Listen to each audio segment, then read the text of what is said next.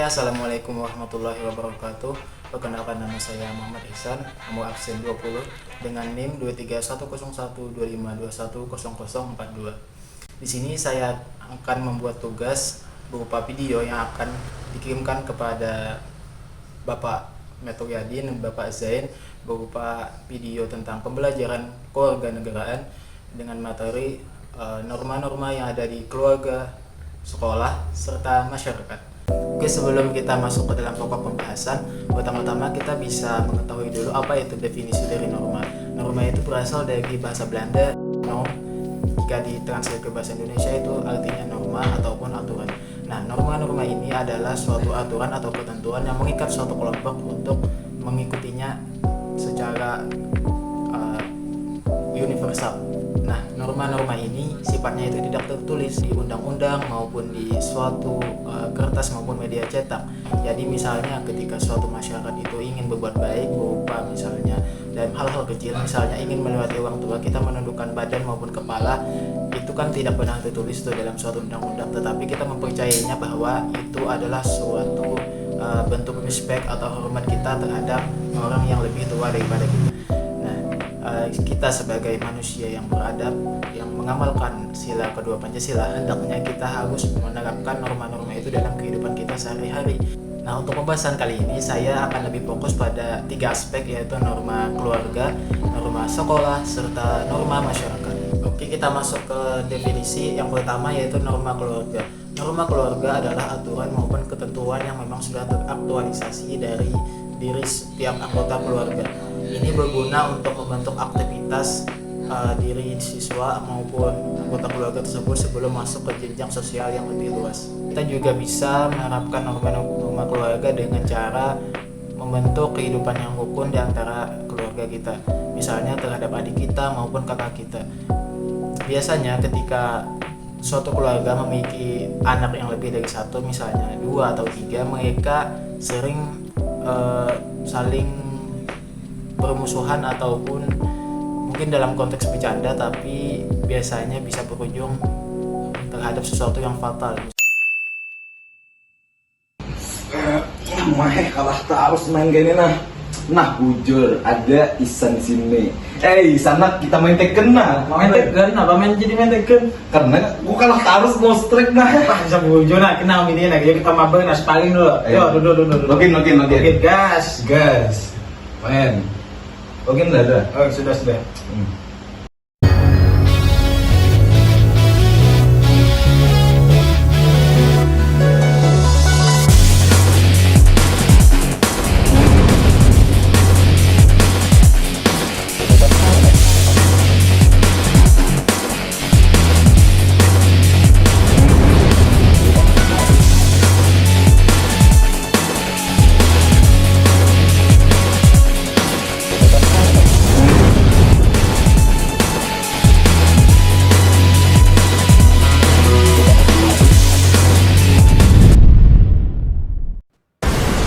ready for the next battle.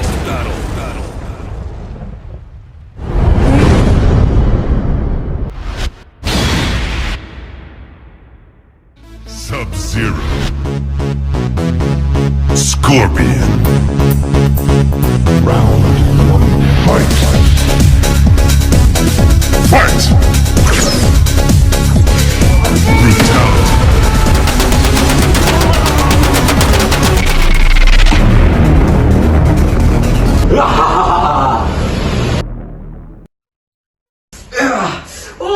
Mana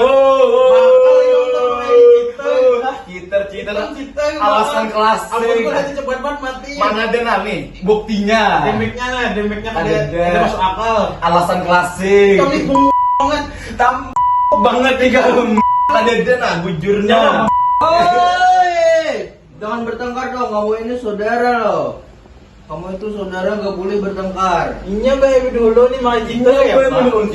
Gak boleh gitu. Gak boleh dulu. Ini jangan. Iya beda.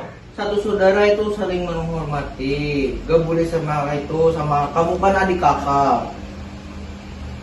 Ini ading baik dulu. Gak boleh gitu. Ayo ulun berhulu minta maaf nah sebagai kakak yang baik dan benar. Gitu.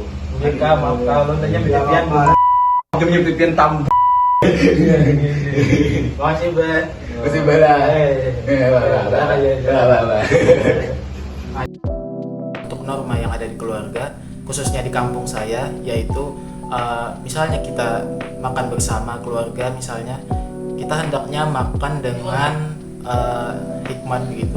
Jadi tidak sambil berbicara ataupun menaikkan lutut ketika kita makan, karena itu adalah suatu bentuk ketidaksopanan yang mungkin tidak tertulis dalam suatu undang-undang maupun aturan yang ada di masyarakat, tetapi kita mempercayainya bahwa menaikkan lutut pada saat kita makan itu merupakan suatu tindak ketidakhormatan kita sebagai orang yang muda terhadap orang yang lebih tua.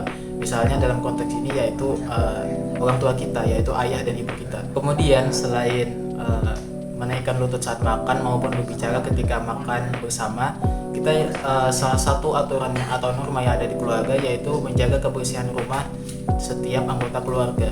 Jadi kewajiban untuk membersihkan setiap area rumah itu bukan hanya tugas ayah maupun ibu, itu termasuk tugas kita juga sebagai anggota keluarga. Jadi apa manfaat kita menjaga kebersihan rumah yang ada di sekitar kita?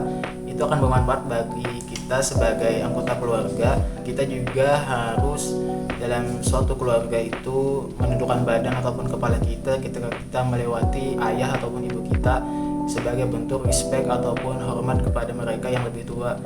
Kalau dalam norma keluarga itu kan biasanya kita berpamitan dulu kepada mereka-mereka yang telah mendidik kita di rumah, yaitu dalam lingkungan keluarga. Pamitan berupa mencium tangan beliau maupun memberikan pelukan hangat sebelum kita pergi ke sekolah.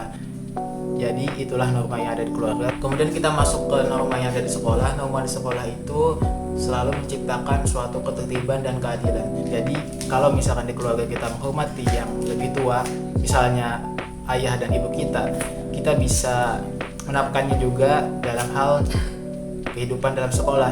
Misalnya jika kita dalam keluarga menghormati ayah dan ibu kita, jika kita berada di sekolah, artinya kita bisa menghormati guru dan para pendidik kita. Misalnya guru mengajar di dalam kelas, kita harus mendengarkan dengan hikmat dan tanpa bermain-main, yaitu dengan mendengarkan secara serius sebagai bentuk respect ataupun hormat terhadap mereka yang telah bersusah payah mendidik kita sejak dini. Misalnya dari sekolah dasar, norma-norma yang ada di sekolah salah satunya yaitu memakai seragam maupun pakaian yang memang ketentuan sekolah tersebut. Misalnya hari Senin seragamnya kita pakai yaitu putih dan biru muda. Kemudian untuk Kamis dan Rabu itu biasanya kita menggunakan pakaian batik, serta Jumat dan Sabtu itu kita menggunakan pramuka. Dengan mengikuti pedoman maupun tata tertib pakaian yang ada di sekolah, kita telah dianggap menghargai sebagai siswa yang akan menuntut ilmu di sana dengan cara hanya berpakaian yang sesuai dengan aturan. Hal ini dapat menimbulkan persatuan dan rasa hormat di antara guru dan peserta didik dengan cara saling menghargai satu sama lain, salah satunya yaitu mematuhi aturan tersebut. Kemudian setelah memakai pakaian atau seragam yang sesuai dengan sekolah, kita bisa menerapkan norma-norma yang ada di sekolah, misalnya dengan mengerjakan pekerjaan rumah dengan tepat waktu. Misalnya kita diberikan pekerjaan rumah berupa soal matematika yang akan direncanakan oleh guru untuk diperiksa besok harinya. Kita sebagai siswa yang baik, kita seharusnya mengerjakan tugas itu ketika kita sudah sampai di rumah, sampai kita menyelesaikannya pada hari itu juga. Jangan sampai ketika deadline atau waktunya sudah mepet gitu, jadi kita dianggap tidak menghargai pekerjaan rumah yang telah diberikan oleh guru. Hanya dengan mengerjakan pekerjaan rumah dengan tepat, kita sama saja menghargai guru yang telah bersusah payah membuat pekerjaan rumah tersebut. Karena memang tujuan pertama dari guru memberikan kita pekerjaan rumah adalah untuk memberikan kita latihan maupun pengetahuan tambahan agar kita lebih memahami pelajaran tersebut. Dalam konteks ini misalnya ya tadi pekerjaan rumah berupa soal-soal matematika. Selain itu kita juga bisa menghormati guru dengan norma-norma yang ada di sekolah, yaitu dengan membuat surat izin ketika kita tidak hadir dalam suatu kelas. Dengan kita membuat surat tersebut, guru jadi tahu nih kita mau ngapain, apa masalahnya gitu, apa yang ingin ia lakukan jika ia ingin berizin ke suatu tempat. Jadi guru itu tidak khawatir maupun was-was jika kita tidak hadir di kelas, seperti bolos maupun pergi ke suatu tempat yang memiliki dampak yang kurang baik pada kita. Jadi dengan surat izin tadi, guru dapat mengetahui kemana kita pergi dan memberikan contoh yang baik juga pada siswa-siswa lainnya. Jadi sebagai siswa yang baik, seharusnya kita jika berada di sekolah, kita sepatutnya menerapkan segala yang ada di sekolah, termasuk tata tertib maupun ketentuan-ketentuan yang ada di sekolah, yang dimana setiap ketentuan dan aturan-aturan yang ada di sekolah, semuanya itu bertujuan dengan baik, yaitu untuk menciptakan suasana belajar yang kondusif, sehingga kita dapat belajar dengan baik, hikmat, dan nyaman. Kemudian yang terakhir yaitu norma-norma yang ada di masyarakat. Norma-norma yang ada di masyarakat ini biasanya berupa norma adat istiadat. Jadi setiap norma-norma yang ada di masyarakat suatu tempat dengan suatu tempat yang lain itu berbeda tergantung wilayah dan adat yang ada di tempat tersebut. Sama seperti norma yang ada di keluarga maupun sekolah, di masyarakat kita juga harus saling bertegur sapa, menundukkan kepala maupun badan ketika melewati suatu orang yang lebih tua daripada kita. Kemudian kita harus menghormati yang lebih tua dan sebaliknya tua menghormati yang lebih muda. Kemudian dalam masyarakat kita bisa berbuat baik kepada tetangga-tetangga kita. Jadi kita bisa berbuat baik dengan mereka, misalnya kita bisa memberikan makanan maupun minuman kepada mereka. Contohnya seperti kebanyakan orang yang ada di Indonesia, biasanya ketika mau berbuka di bulan Ramadan itu biasanya mereka saling berbagi makanan maupun minuman sebagai bentuk terima kasih mereka dan kasih sayang mereka sama pada tetangga itu.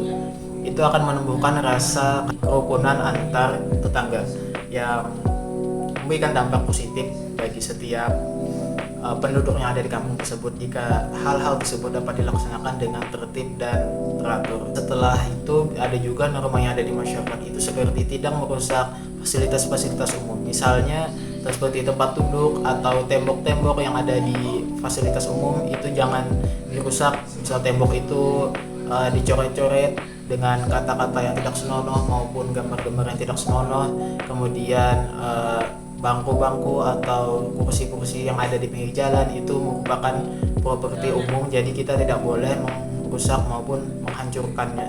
Kita sebagai warga negara yang baik harus ikut andil dalam menjaga ketertiban dan fasilitas yang ada di lingkungan kita, khususnya yaitu masyarakat kita. Oke, mungkin itu saja pembelajaran materi tentang norma-norma yang ada di keluarga, sekolah maupun masyarakat. Semoga kita dapat mengambil intisari atau benang merah yang ada di penjelasan tadi, sehingga kita dapat mengamalkannya dalam kehidupan kita sehari-hari yang dapat menciptakan kehidupan yang aman, damai, serta sejahtera. Saya Muhammad Ihsan pamit undur diri. Semoga video ini bermanfaat bagi kita semua. Wassalamualaikum warahmatullahi wabarakatuh.